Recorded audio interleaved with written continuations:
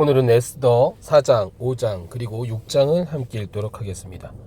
모르드게는 이 모든 일에 대해 알게 되자 자기 옷을 찢고 베옷을 입고 재를 뒤집어 쓴 채 괴로워 큰 소리로 울며 불며 성 안으로 들어갔습니다. 그러나 왕의 문까지만 갈 수 있었습니다. 베옷 입은 사람들은 들어갈 수 없었던 것입니다. 왕의 명령이 담긴 칙령이 도착한 지역마다 유다 사람들은 금식하고 울며 불며 통곡했습니다. 많은 사람들이 베옷을 입고 재를 뒤집어 썼습니다. 에스더의 하녀들과 내시들이 와서 모르드게의 일에 관해 전하자 에스더는 너무나 괴로웠습니다. 에스더는 그에게 베옷을 벗고 다른 옷을 입으라고 옷을 보냈지만 모르드게는 그 옷을 받지 않았습니다. 그러나 에스더는 자기 시중을 듣는 왕의 내시 하닥을 불러 모르드게가 무슨 일로 괴로워하는지 그 이유는 무엇인지 알아오라고 명령을 내렸습니다.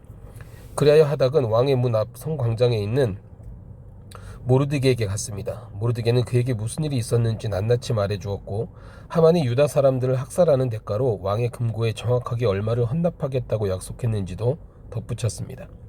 그는 또한 수산성에 공포된 학살을 명령한 그 칙령의 사본도 그에게 넘겨주면서 에스더에게 보여주고 설명해 주라고 했습니다. 그리고 에스더에게 왕께 가서 자비를 구하고 민족을 위해 간청해 달라는 말도 전해달라고 부탁했습니다. 하닥은 돌아와 에스더에게 모르드게가 한 말을 전했습니다. 그러자 에스더가 모르드게에게 전할 말을 지시했습니다. 왕의 모든 신하들과 각 지방의 백성들은 남자든 여자든 왕이 부르시지도 않았는데 안뜰에 계신 왕께 다가가는 것이 오직 하나의 법, 곧 죽음을 의미하는 것임을 알고 있습니다. 단 하나 왕께서 금으로 된 규를 내밀 경우에만 목숨을 구제할 수 있습니다. 그런데 내가 왕께 부름받지 않은 지 벌써 30일이 지났습니다. 에스더의 말이 모르드게에게 전해졌습니다. 모르드게는 이런 대답을 전했습니다. 내가 유다 사람들 가운데 혼자 왕의 집에 있다고 해서 이 일을 피할 수 있다고 생각하지 마라. 내가 만약 이번에 침묵한다면 다른 어디서든 유다 사람들은 안녕과 구원을 얻을 것이다.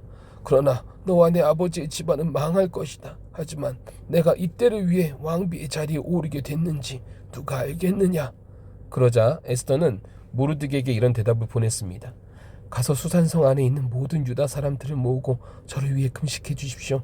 3일 동안 밤낮으로 먹지도 마시지도 마십시오. 저와 제 하녀들도 그렇게 금식할 것입니다. 그러고 나서 비록 법을 어기는 일이지만 제가 왕께 나가겠습니다. 제가 죽게 되면 죽겠습니다. 그리하여 모르드게는 나가서 에스더의 모든 지시대로 했습니다. 제3일에 에스더는 왕비의 예복으로 차려입고 왕궁 앞에 있는 왕궁 안뜰에 섰습니다.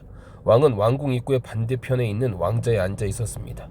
왕이 에스더 왕비가 뜰에 서 있는 것을 보고 기뻐하며 손에 있던 금으로 된 규를 내밀었습니다. 그러자 에스더가 다가와 규 끝을 만졌습니다. 왕이 물었습니다. 에스더 왕비, 무슨 일이오? 무슨 할 말이 있어? 내가 이 나라의 반이라도 떼어 당신에게 주겠소. 에스더가 대답했습니다.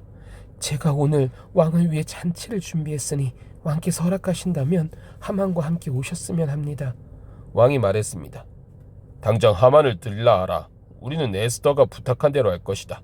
그리하여 왕과 하만이 에스더가 준비한 잔치에 참석했습니다. 왕은 그들과 포도주를 마시면서 에스더에게 다시 물었습니다. 이제 당신의 소원이 무엇이오? 내가 들어주겠소.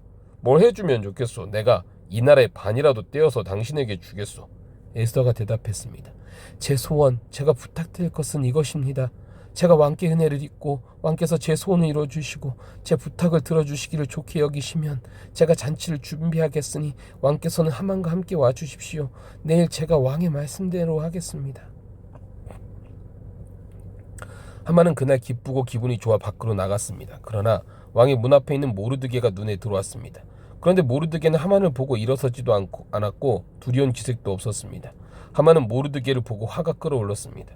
그러나 하만은 꾹 참고 집으로 돌아갔습니다.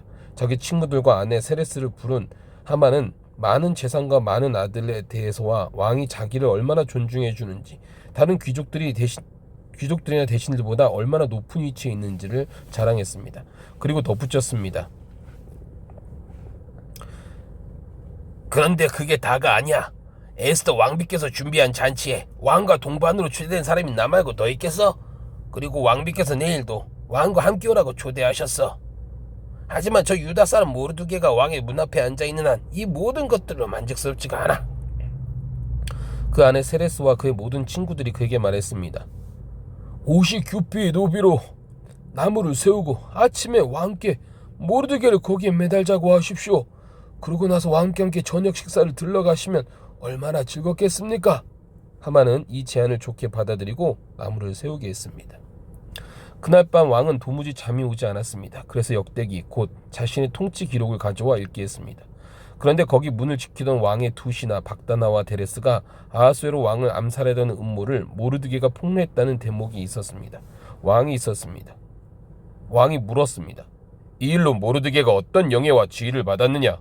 왕을 섬기는 절면이들이 대답했습니다. 그를 위해 시행된 것은 아무것도 없었습니다. 왕이 말했습니다. 누가 뜰에 있느냐? 그때 하만이 자기가 세워둔 나무에 모르드게를 매달려고 한다는 것을 왕께 말하기 위해 막 왕궁 바깥들에 들어섰습니다. 그 시종들이 대답했습니다. 하만이 뜰에 서 있습니다. 왕이 명령했습니다. 들여보내라. 하만이 들어서자 왕이 그에게 물었습니다. 왕이 영예를 주려고 하는 사람이 있는데 어떻게 해주는 게 좋겠는가? 하만은 속으로 생각했습니다. 나 말고 왕이 영예를 주려고 하는 사람이 또 누가 있겠는가? 그래서 그가 왕에게 대답했습니다. 왕께서 영예를 주시려는 사람이 있다면 왕이 입으시는 왕복과 왕이 타시는 왕의 말을 내오게 하시고 그 머리에 왕관을 씌우십시오. 왕복과 말은 왕의 가장 높은 귀족에게 맡겨 왕께서 영예를 주려고 하시는 그 사람에게 그 옷을 입히고 말에 태워 성의 거리를 돌면서 왕께서 영예를 주시려고 하는 사람에게는 이렇게 해주신다 하고 외치게 하십시오. 왕이 하만에게 명령했습니다. 당장 가서 왕복과 말을 가져다 내가 말한 대로 왕의 문에 앉아있는 유다 사람 모르드게에게 똑같이 하여라. 내가 말한 것 가운데 어느 하나라도 생략해서는 안 된다. 그리하여 하만은 예복과 말을 가져갔습니다. 그는 모르드게에게 예복을 입히고 말에 태워서 성의 거리로 다니며 왕께서 영예를 주시려고 하는 사람에게는 이렇게 해주신다 하고 외쳤습니다. 그러고 나서 모르드게는 왕의 문으로 돌아갔습니다. 그러나 하만은 수심이 가득한 얼굴로 곧장 집으로 달려가 자기 아내 세레스와 모든 친구들에게 무슨 일이 있었는지 다 말해주었습니다. 그의 좋은 자들과 그 아내 세레스가 그에게 말했습니다. 당신의 체면을 떨어뜨린 모르드게가 유다 출신인 이상 당신이 그를 당해낼 수 없을 것입니다. 당신은 틀림없이 망하게 될 것입니다.